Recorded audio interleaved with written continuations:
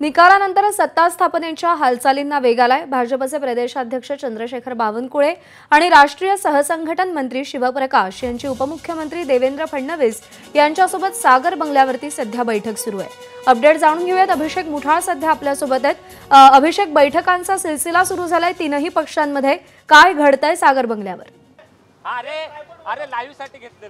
नक्कीच जर पाहायचं तर जे एकूणच सत्ता स्थापनेसाठी सगळा हा जो सिलसिला आहे तो आपल्याला पाहायला मिळतो आहे। अनेक जे भाजपचे नवनिर्वाचित आमदार आहेत ते इथे देखील आपल्याला दाखल होताना पाहायला मिळतात। आपण समोर देखील बघू शकतो आहे की गणेश नाईक हे देखील दाखल झालेले आहेत। ऐलोरी मतदारसंघातनं ते नवनिर्वाचित आमदार आहेत।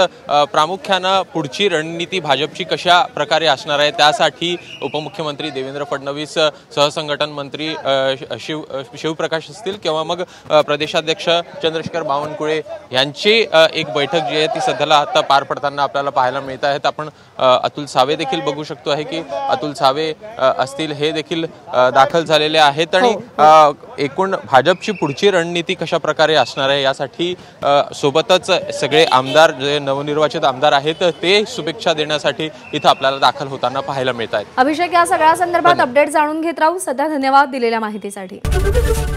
एबीपी माझा, उघडा डोळे बघा नीट।